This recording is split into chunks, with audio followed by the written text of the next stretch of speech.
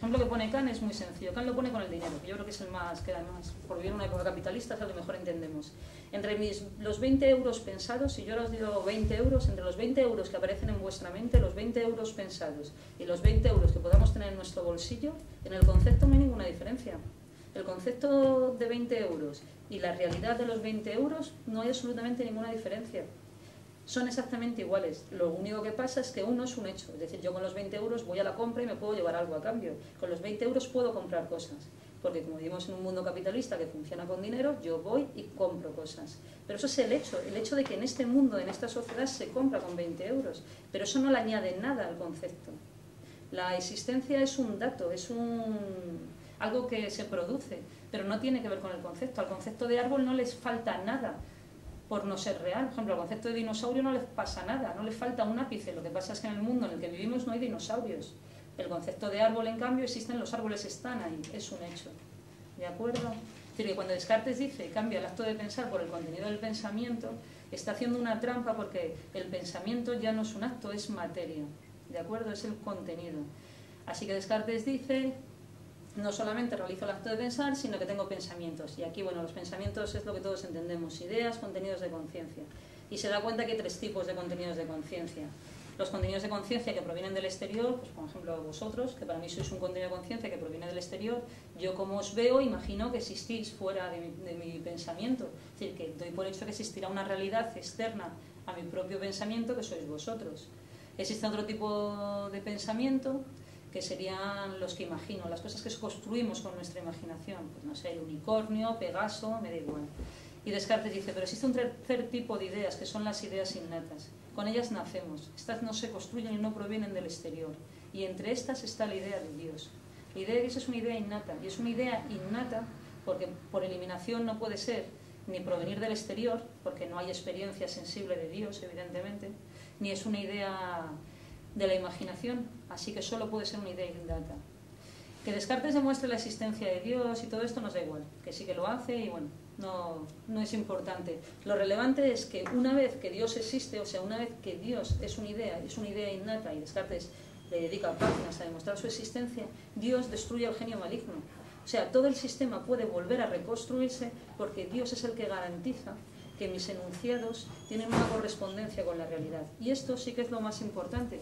Es decir, lo fundamental en el sistema de Descartes es, Descartes realmente empieza con la duda, pero quien mantiene, quién es el punto de apoyo de todo su sistema es Dios. Porque Dios es el que garantiza que cuando yo hago un enunciado racional del tipo que sea, este se va a corresponder con la realidad. Entre mi pensamiento y la realidad hay una correspondencia porque Dios es el que garantiza esa correspondencia. Hasta tal punto eso es así, aunque Descartes jamás lo reconoce, que todos los filósofos post-cartesianos, o sea, todos los filósofos que heredan a Descartes, todos empiezan por Dios. Todos los racionalistas empiezan por Dios, ninguno de ellos empieza por la duda. Spinoza, que es un racionalista, lo que hace es directamente plantear un sistema panteísta. Es decir, directamente lo que dice es todo es Dios. Entonces plantea un sistema panteísta. Leibniz, que es el otro racionalista, hace lo mismo. Directamente empieza por un sistema cuya justificación, en último término, está en Dios. De hecho, Leibniz lo dice. La cita no es textual, pero más o menos lo que Leibniz viene a decir en una cita suya es ¿por qué existen las cosas? Es decir, ¿por qué existe la realidad? Entonces Leibniz dice, existen las cosas porque existen causas.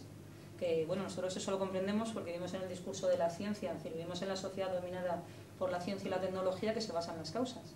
La realidad existe porque existen las causas. Y Leibniz se pregunta, bueno, ¿y por qué existen las causas?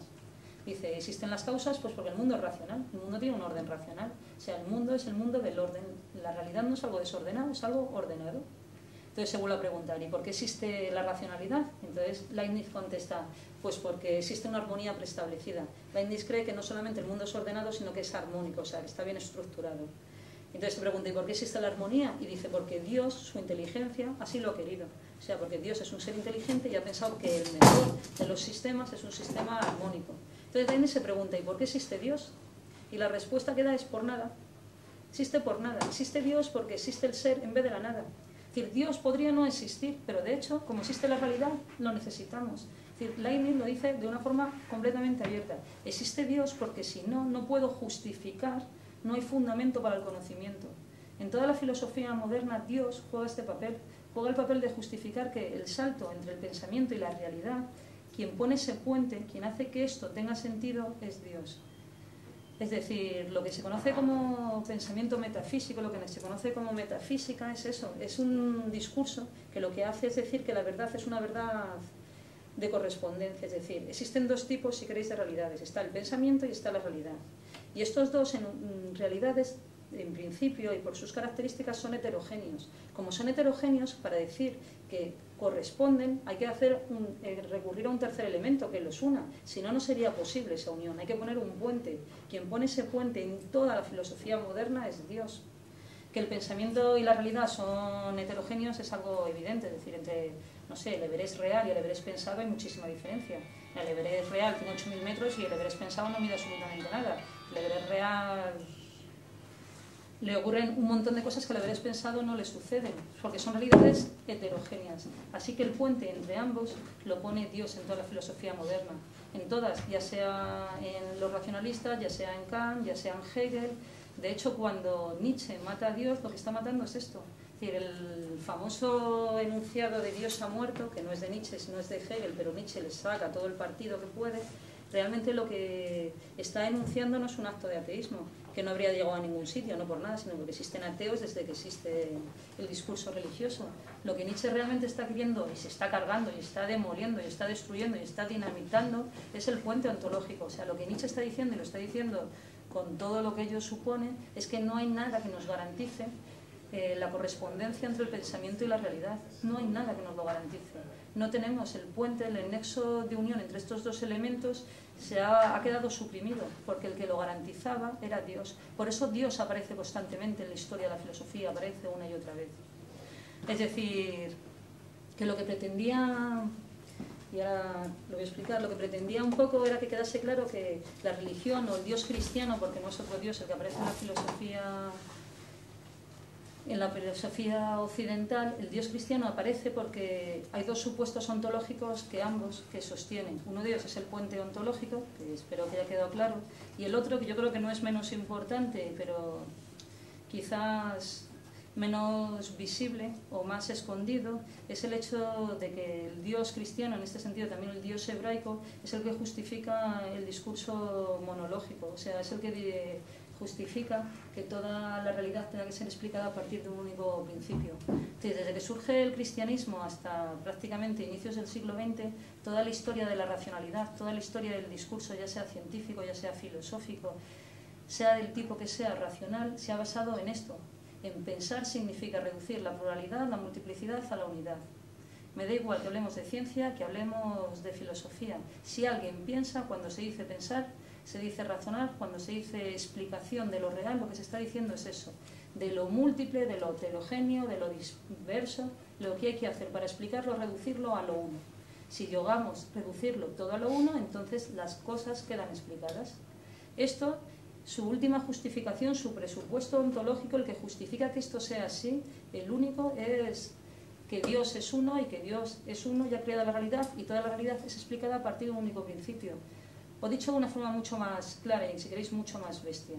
De nada nos sirve decir que Dios ha muerto, o de nada nos sirve, no sé, declararnos ateos, si al final mantenemos los mismos presupuestos ontológicos que ha mantenido la religión cristiana y que ha mantenido el Dios cristiano. Porque en el fondo, entonces, lo que se está haciendo es, se está quitando a un monarca y se está poniendo a otro. De nada sirve. Es decir, de nada sirve decir no somos religiosos y al final cuando decimos pensar significa reducirlo a toda la unidad. ¿Por qué? ¿Por qué pensar? ¿Por qué explicar tiene que ser reducir la unidad? Porque en el cristianismo está claro, es porque Dios es el principio de todo, es la unidad, es el que lo explica, es el que lo crea, y todo tiene que ser reducido a lo uno porque Él es el creador de todo, es el que justifica, es el fundamento. Bueno, pero una vez que no está Dios, ¿por qué tenemos que ocupar ese trono y tiene que ocuparlo la razón, el hombre o quien diablos pongamos? ¿Lo entendéis? La secularización, en el fondo, y en muchos de los discursos occidentales, ha sido enmascarar o cambiar los disfraces que Dios ocupaba. Hay muchos presupuestos o gran parte del legado cristiano en nuestra cultura, pero yo creo que los dos principios ontológicos más importantes son estos. El hecho de que sigue garantizando la unión entre nuestro pensamiento y la realidad. Esto necesita, si partimos de que los dos elementos son heterogéneos, necesitan inexorablemente un nexo de unión, y esto siempre ha sido Dios, y cuando se ha quitado Dios se ha puesto al hombre, se ha puesto la razón, pero ocupan el mismo lugar, ocupan el mismo topos. Insisto, quitar a uno que manda para poner en el mismo sitio y haciendo